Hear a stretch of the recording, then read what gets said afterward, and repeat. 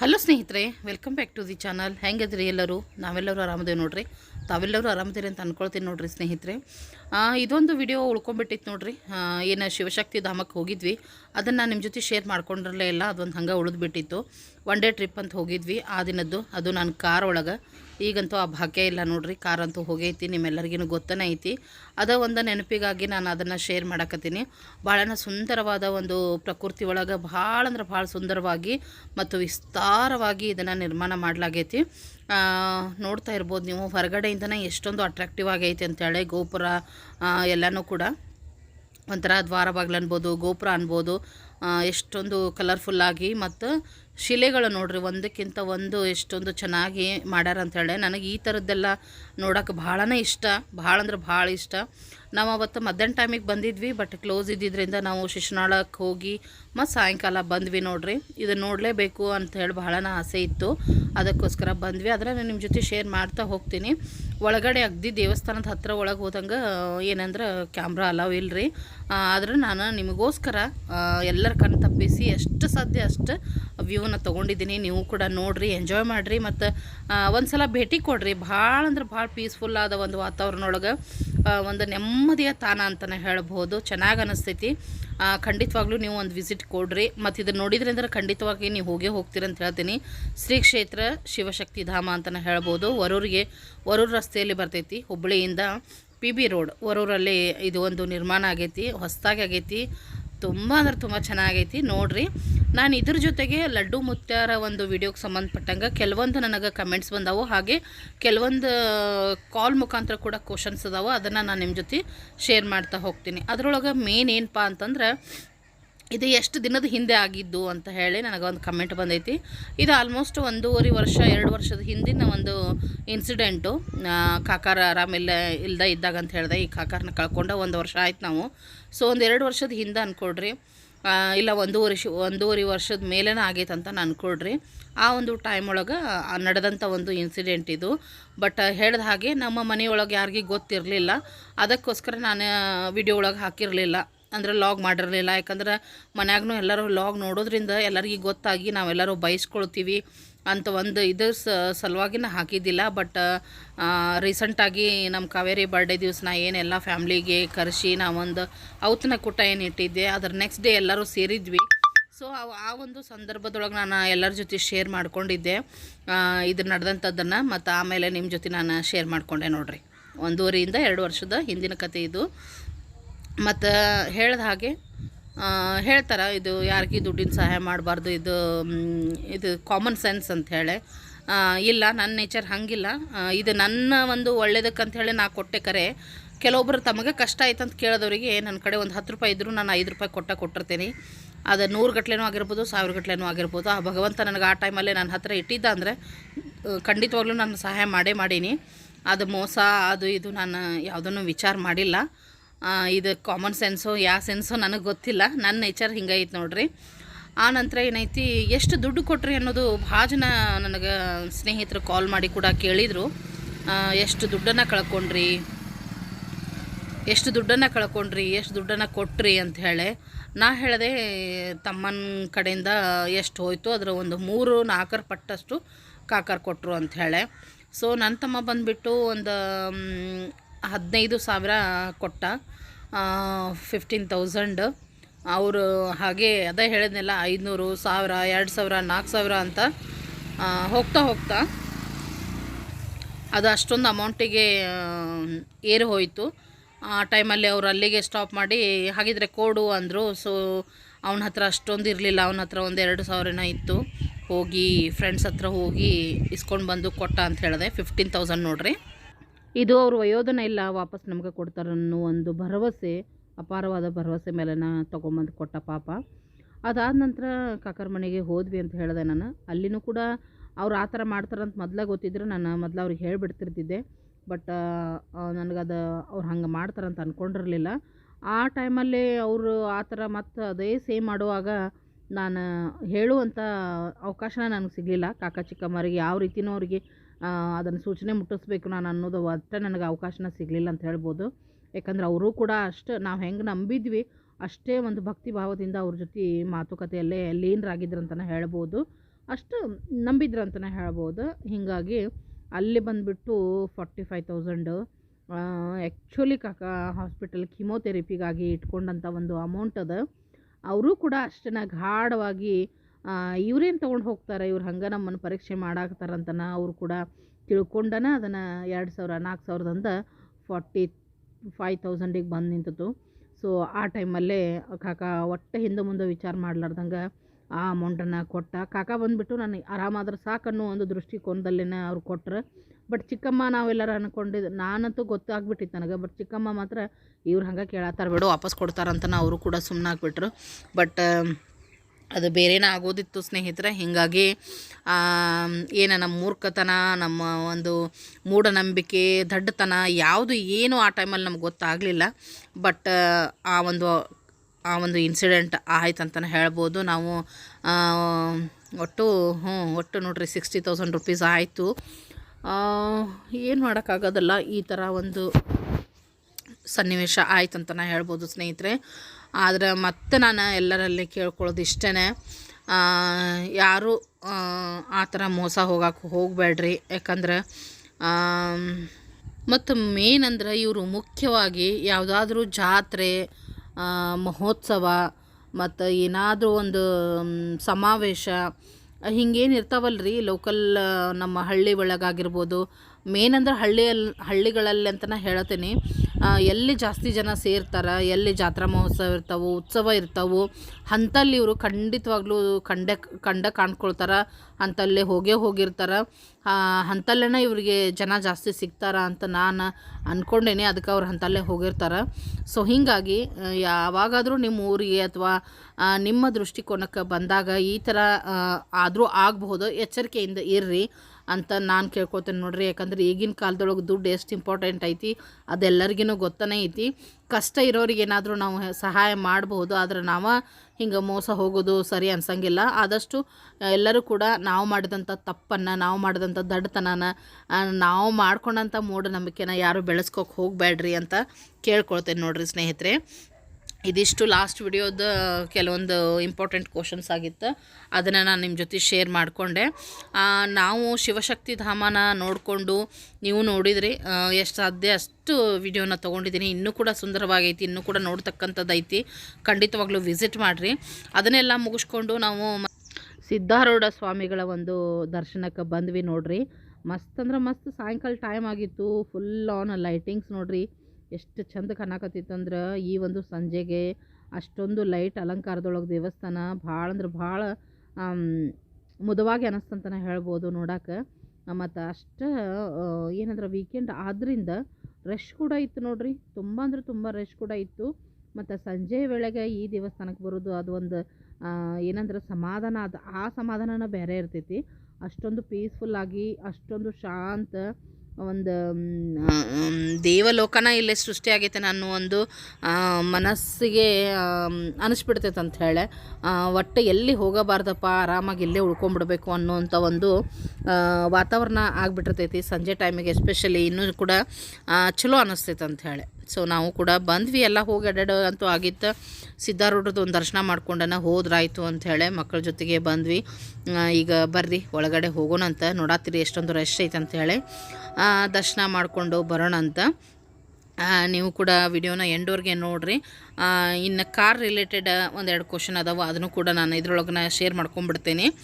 ಏನಪ್ಪ ಅಂತಂದ್ರೆ, ನನಗೆ ವಾಟ್ಸಪ್ಪಲ್ಲೇ ನನ್ನ ಸ್ನೇಹಿತರು ತುಂಬ ಆತ್ಮೀಯರಾಗ್ಯಾರ ಎಲ್ಲರೂ. ಈಗ ಎಲ್ಲರಿಗೂ ಚಿಂತೆ ಅಂತಲೇ ಹೇಳ್ಬೋದು, ನನ್ನ ಬಗ್ಗೆ ಅಷ್ಟೊಂದು ಅವ್ರಿಗೆ ಪ್ರೀತಿ. ಸೊ ಸಾಕಷ್ಟು ವಾಟ್ಸಪ್ಪಲ್ಲಿ ನನಗೆ ಮೆಸೇಜಸ್ ಬರಾಕತ್ತವು. ಕಾರಿಂದ ಏನು ಅಪ್ಡೇಟು ಅಂಥೇಳಿ, ಕಾರ್ ಬಗ್ಗೆ ಏನಾಯಿತು ಫೈನಲಿ ಅಂಥೇಳಿ. ಸ್ನೇಹಿತರೆ, ಕಾರಂತೂ ಅಲ್ಲೇ ಫೈನಾನ್ಸಲ್ಲೇ ಐತಿ. ಇನ್ನೂ ಕೂಡ ಅದ್ರದ್ದೇನು ಫೈನಲೈಸ್ ಆಗಿಲ್ಲ. ಯಾಕಪ್ಪ ಅಂತಂದ್ರೆ ಒಂದು ರೀಸನು, ನಂದನ ಲೋನ್ ಅವಧಿ ಮುಗಿದು ಲೋನ್ ಅಮೌಂಟ್ ಇನ್ನೂ ಬ್ಯಾಲೆನ್ಸ್ ಇರೋದ್ರಿಂದ ನೀವು ಫುಲ್ ಬ್ಯಾಲೆನ್ಸ್ ಅಮೌಂಟನ್ನು ಪೇ ಮಾಡಿ ತೊಗೊಂಡು ಹೋಗ್ರಿ ಗಾಡಿನ. ಆಮೇಲೆ ಏನೈತಿ, ಬೇಕಾದ್ರೆ ಎಲ್ಲ ಕ್ಲಿಯರ್ ಆದಮೇಲೆ ಬೇಕಾದ್ರೆ ಇನ್ನೊಂದು ಬೇರೆ ಲೋನ್ ಆ ನಂತರ ಮಾಡಿಸ್ಕೊಳ್ರಿ ಅಂತ ಹೇಳ್ತಾ ಇದ್ದಾರೆ. ಆದರೆ ಅಷ್ಟು ದೊಡ್ಡ ಅಮೌಂಟ್ 1,70,000 ರುಪೀಸ್, ಅಷ್ಟು ದೊಡ್ಡ ಅಮೌಂಟ್ ನನಗೆ ಈಗ ಕಟ್ಟಿ ತರೋ ಅಷ್ಟು, ಗಾಡಿ ತರೋ ಅಷ್ಟು ಶಕ್ತಿ ಇಲ್ಲ. ಎಲ್ಲಿ ಗುದ್ದಾಡೋಕ್ಕೂ ಅವಕಾಶ ಇಲ್ಲ. ಯಾಕಂದರೆ ಎಲ್ಲೆಲ್ಲೇ ನಾನು ಗುದ್ದಾಡ್ಬೋದು, ಎಲ್ಲೆಲ್ಲೇ ನಾನು ಏನಾದರೂ ಲೋನ್ ಮಾಡ್ಕೊಳ್ಬೋದು, ಯಾರ ಹತ್ರ ಕೇಳ್ಬೋದು ಅನ್ನುವಂಥಲ್ಲೆಲ್ಲ ಈ ಮನೆ ಕಟ್ಟೋ ಸಲುವಾಗಿ ಇಸ್ಕೊಂಡು ಆಗ್ಬಿಟ್ಟೈತಿ. ಅದನ್ನು ಇನ್ನೂ ನಾನು ತೀರ್ಸೋದ್ರೊಳಗೆ ಅದೇನಿ, ಇನ್ನು ಕಷ್ಟದೊಳಗೆ ಅದೇನಿ. ಯಾವುದು ನೋಡ್ತಾ ಇದ್ದೀರಿ, ಉದ್ಯೋಗ ಅಂತೂ ಇನ್ನೂ ಅಷ್ಟೊಂದು ಯಾವುದು ಪರ್ಫೆಕ್ಟಾಗಿಲ್ಲ. ಹೀಗಾಗಿ ಈಗ ಸದ್ಯಕ್ಕೆ ಇಷ್ಟು ತುಂಬಿ ನಾನು ಕಾರ್ ತರೋ ಅಂಥ ಪರಿಸ್ಥಿತಿಯಲ್ಲಿ ಇಲ್ಲ. ಆ ಭಗವಂತ ಏನು ಮಾಡ್ತಾನೆ ನೋಡ್ಬೇಕಷ್ಟನ. ಒಟ್ಟು ಇನ್ನೂ ಕೂಡ ಕಾರ್ ಫೈನಾನ್ಸಲ್ಲೇನ ಐತಿ ಸ್ನೇಹಿತರೆ. ಇನ್ನೊಂದು ಏನಂದ್ರೆ ಆ ಒಂದು ನಾ ಏನು ಲೋನ್ ಮಾಡಿಸಿದ್ದೆ ನಾನು ಕಾರ್ ತೊಗೊಂಡಾಗ, ಆ ಲೋನಿಗೆ ಶೋರಿಟಿ ಬೇಕಾಗಿತ್ತು. ಸೊ ಶೋರಿಟಿ ಮೇನ್ ಅಂದ್ರೆ ತಮ್ಮನ ಹೆಸರಲ್ಲೇನ ಮಾಡ್ಸಿನ ಕಾರ್ ಅದನ್ನು. ಆಮೇಲೆ ಶೋರಿಟಿ ಬೇಕಂದಾಗ ತಮ್ಮನ ಫ್ರೆಂಡ್ ಒಬ್ಬರು ಅದಕ್ಕೆ ಶೋರಿಟಿ ಕೊಟ್ಟಿದ್ದರು. ಆ ನಂತರ ಅವರು ಒಂದು 2 ವರ್ಷ ಆದಮೇಲೆ, ಈಗ 1 ವರ್ಷದ ಹಿಂದೆ ಅವರು ಒಂದು ಕಾರ್ ತೊಗೋಬೇಕಂದಾಗ ಅವರು ಕೂಡ ಅಲ್ಲೇ ಲೋನ್ ಮಾಡಿಸಿದ್ರು. ಸೊ ಅವ್ರು ಕಾರ್ ತೊಗೊಳ್ಳೋ ಮುಂದೆ ತಮ್ಮ ಶೋರಿಟಿ ಆಗಿದ್ದ. ಸೊ ಇದಿಷ್ಟ ಆದಮೇಲೆ ತಮ್ಮ ಶೋರಿಟಿ ಆಗಿದ್ನಲ್ಲ, ಆ ಕಾರ್ ಅವರು ಹೊಸದಾಗಿ ತೊಗೊಂಡ್ರು, ಶೋರೂಮ್ ಕಾರ ತೊಗೊಂಡ್ರು ಅವ್ರ ಫ್ರೆಂಡ್. ತೊಗೊಂಡಾದ್ಮೇಲೆ ಸ್ವಲ್ಪ ದಿವ್ಸಕ್ಕೆ ಅದನ್ನು ಸೇಲ್ ಮಾಡಿದರು. ಬಟ್ ಈ ಫೈನಾನ್ಸಲ್ಲಿನ ಲೋನು ಕ್ಲಿಯರ್ ಮಾಡಲಿಲ್ಲ. ಸೊ ಇದಾಗಿನ ಒಂದು 10 ತಿಂಗಳಾಯಿತು ಅವರು ಸೇಲ್ ಮಾಡಿ ಲೋನ್ ಇನ್ನೂ ಬ್ಯಾಲೆನ್ಸ್ ಇಟ್ಟಾರ. ಹೀಗಾಗಿ ಆ ಒಂದು ರೀಸನಿಗೂ ಕೂಡ, ಯಾಕಂದರೆ ಶೋರಿಟಿ ತಮ್ಮ ಆಗ್ಯಾನ, ಸೊ ಆ ಒಂದು ರೀಸನ್ಗೆ ಕೂಡ ಅವ್ರದ್ದೆಲ್ಲ ಕ್ಲಿಯರ್ ಮಾಡಿಸ್ರಿ ಅನ್ನೋ ಒಂದು ರೀಸನ್ನೂ ಆಯಿತು. ನಂದು ಅಮೌಂಟ್ ಲೋನ್ ಬ್ಯಾಲೆನ್ಸ್ ಇದ್ದಿದ್ದೂ ಆಯಿತು. 2 ರೀಸನಿಗೂ ಈ ಕಾರನ್ನು ತೊಗೊಂಡು ಹೋಗ್ಯಾರ. ಸೊ ಎರಡೂ ಕೂಡ ಯಾವಾಗ ಏನಾಕೈತೋ ಗೊತ್ತಿಲ್ಲ. ಏನಪ್ಪ ಅಂದ್ರೆ ಭಗವಂತ ಒಳ್ಳೆಯವ್ರಿಗಿನ ಹೆಚ್ಚಿನ ಒಂದು ಕಷ್ಟ ಪರೀಕ್ಷೆಗಳನ್ನು ಕೊಡ್ತಾನ ಅಂತ ನಾನಂತೂ ಅಂದ್ಕೊಂಬಿಟ್ಟೇನೆ. ಯಾಕಂದ್ರೆ ನೇರವಾಗಿ ಅಲ್ಲ, ಒಂದು ಕನಸಿನಾಗೂ ನಾನು ಯಾರ ಬಗ್ಗೆನೂ ಕೆಟ್ಟದ್ದನ್ನು ಬಯಸಂಗಿಲ್ಲ, ಅಲ್ಲ ವಿಚಾರ ಕೂಡ ಮಾಡಂಗಿಲ್ಲ. ಎಲ್ಲರಿಗೂ ಒಳ್ಳೆಯದನ್ನು ಬಯಸ್ತೀನಿ, ಒಳ್ಳೆಯದನ್ನು ಮಾಡ್ತೀನಿ, ನನಗೆ ಎಷ್ಟು ಸಾಧ್ಯ ಅಷ್ಟು ಸಹಾಯ ಮಾಡ್ತೀನಿ. ಮತ್ತು ಎಲ್ಲರಿಗೂ ಪ್ರೀತಿನ ಕೊಟ್ಟೇನೆ. ನಾನು ಯಾರ ಜೊತೆ ಜಗಳ ಆಗಿರ್ಬೋದು, ಮತ್ತೊಂದಾಗಿರ್ಬೋದು, ಅವ್ರಿಗೆ ಕೆಡನ ಬಯಸಿರ್ಬೋದು, ಅಂಥ ಒಂದು ಯಾವುದೋ ವಿಚಾರಗಳ ಆಲೋಚನೆ ಕೂಡ ನನಗೆ ಬಂದಿರಂಗಿಲ್ಲ. ನಮ್ಮಂಥವ್ರಿಗೇನೆ ಇಷ್ಟೊಂದು ಪರೀಕ್ಷೆಗಳು ಯಾಕೆ ಅನ್ನೋ ಒಂದು ಕ್ವಶನ್. ಮತ್ತು ಇನ್ನೊಬ್ಬರು ನಮ್ಮ ಸಬ್ಸ್ಕ್ರೈಬರ್ ಹೇಳ್ತಾರೆ, ಇಲ್ಲ ನೀನು ಇಷ್ಟು ಒಳ್ಳೆಯದದಿ ಖರೆ ಈ ಒಂದು ಜನ್ಮದೊಳಗೆ ನೀನು ಏನೋ ಜನ್ಮದಲ್ಲಿ ಏನಾದರೂ ಕೆಟ್ಟದ್ದನ್ನು ಮಾಡಿ ಆ ಕರ್ಮಫಲದಿಂದ ನೀನು ಇಷ್ಟು ಒಳ್ಳೇದಿದ್ರೂ ನೀನು ಕಷ್ಟಗಳು ಬರೋಕ್ಕೆ ಸಾಧ್ಯ ಐತಿ. ನೀನು ಅಂದ್ಕೊಳ್ತಿರ್ತಿ, ಏನಪ್ಪ ನನಗೆ ಇಷ್ಟು ಕೆಟ್ಟದಾರ ಇವ್ರು ಎಷ್ಟು ಆರಾಮಿದಾರಲ್ಲ, ಎಷ್ಟು ಚಲೋ ಇದ್ದಾರಲ್ಲ ಅಂತೇಳಿ ನಮ್ಮ ಕಣ್ಮುಂದೆ ಇರ್ತಿರ್ತಾರೆ. ಅವರಿಗೆ ಈ ಜನ್ಮದ ಫಲ ಸಿಗ್ತಿರಂಗಿಲ್ಲ, ಅವ್ರು ಜನ್ಮದೊಳಗೆ ಒಳ್ಳೆ ಕೆಲಸ ಮಾಡಿರ್ತಾರೆ. ಆ ಕರ್ಮ ಫಲದಿಂದ ಈಗ ಎಷ್ಟೋ ಕೆಟ್ಟವರಾದರೂ ಕೂಡ ಅವರಿಗೆ ದೇವರು ಒಳ್ಳೆಯದನ್ನು ಮಾಡ್ತಿರ್ತಾನೆ. ಅದೇ ರೀತಿ ನಿನ್ನ ಹಿಂದಿನ ಜನ್ಮದಲ್ಲಿ ಏನಾದರೂ ಕರ್ಮಫಲಗಳು ಕೆಟ್ಟದ್ದು ಇರಬಹುದು, ಅದಕ್ಕೆ ನಿನಗೆ ಭಗವಂತ ನಿನ್ನ ಕರ್ಮ ಫಲಕ್ಕೆ ತಕ್ಕಂಗೆ ಈ ಒಂದು ಜನ್ಮದಲ್ಲಿ ಕಷ್ಟಗಳನ್ನು ಕೊಡ್ತಿರ್ತಾನೆ. ನೀ ಎಷ್ಟೋ ಒಳ್ಳೆ ರೀತಿಯಿಂದ ಇದ್ರೂ ಕೂಡ ಕಷ್ಟಗಳು ತಪ್ಪಿರಂಗಿಲ್ಲ. ಆ ಒಂದು ಕರ್ಮಗಳ ಆ ಒಂದು ಏನಂದ್ರೆ ಪ್ರಭಾವ ಅದು ಕೂಡ ಸಾಧ್ಯತೆ ಐತಿ ಅಂತ ಹೇಳ್ತಾರೆ. ಸೊ ಇರಬಹುದು, ನಾನಂತೂ ಅಷ್ಟೊಂದು ತಿಳಿದವಳಂತೂ ಇಲ್ಲ, ಇರಬಹುದೇನೋ. ಆದರೆ ನಂದು ಒಂದನ ಏನಪ್ಪ ಭಗವಂತ ಕೊಡ್ತಿ ಸ್ವಲ್ಪ ಹಂತವಾಗಿ ಕೊಡು ಅಂಥೇಳಿ ಎಲ್ಲನೂ ಒಟ್ಟಿಗೆ ಕೊಟ್ರೆ ಅದನ್ನು ಸಹಿಸಕ್ಕೆ ನಿಭಾಯಿಸಕ್ಕೆ ಅದನ್ನು ಸಾಲ್ವ್ ಮಾಡ್ಕೊಳಕ್ಕೆ ಆಗಂಗಿಲ್ಲ. ಕಷ್ಟಗಳು ಕೊಡು, ಒಂದೊಂದಾಗಿ ಕೊಡು, ಒಂದು ಸುಧಾರಿಸ್ಕೊಂಡ್ಮೇಲೆ ಇನ್ನೊಂದನ್ನು ಕೊಡು ಅಂತ ಕೇಳ್ಕೊಳ್ತೇನೆ. ಯಾಕಂದ್ರೆ ಅವಂತೂ ಏನೋ ನನಗೆ ಬಗೆಹರಿಸವಲ್ಲ, ಒಳ್ಳೆಯದನ್ನಂತೂ ಮಾಡುವಲ್ಲ. ಇಷ್ಟು ಜೀವನದಲ್ಲಿ ಇಷ್ಟು ಸ್ಟ್ರಗಲ್ ಮಾಡಿ ಇಷ್ಟು ನೋವುಂಡ್ರೂ ಕೂಡ ಇನ್ನಾದರೂ ಒಂದು ನೆಮ್ಮದಿಯ ಒಂದು ಜೀವನ ಬೇಕಂತ ಅನ್ನಿಸ್ತೈತಿ. ಯಾಕಂದ್ರೆ ನಾನು ಕೂಡ ಮನುಷ್ಯಳೆ, ನನಗೂ ಕೂಡ ಆಸೆ ಆಕಾಂಕ್ಷೆ ಬಯಕೆ ಎಲ್ಲನೂ ಐತಿ. ಹಿಂಗನೇ ಇರಬೇಕು ಲೈಫ್ ಅಂತ. ಎಲ್ಲರಿಗೂ ಸಿಗುವಂಥ ಜೀವನ ಅಂತೂ ನನಗೆ ಸಿಕ್ಕಿಲ್ಲ.